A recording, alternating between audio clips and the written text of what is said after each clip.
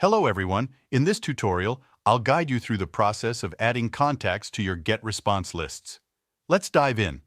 To import your list, first, navigate to Tools at the top and click on Contacts. Then, click on Add Contacts. Here you'll choose the list you want to add your contacts to. Let's select the list here. You have the option to add contacts one by one, but that can be tedious. Instead, I recommend choosing Upload a File. You'll need to export your email list from your current email marketing provider as a CSV file.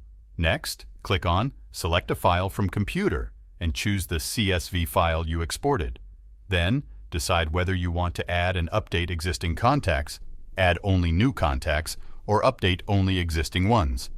Since I don't have any contacts yet, I'll choose Only Add New. Make sure to tick the box confirming that you have permission to add these contacts to your list. This ensures that you're only adding people who have voluntarily opted into your list. Click Next, and GetResponse will analyze your file, attempting to match columns to relevant data. It typically recognizes email addresses and countries automatically. If there's any unrecognized data, you can assign it manually. Once everything looks good, click on Import.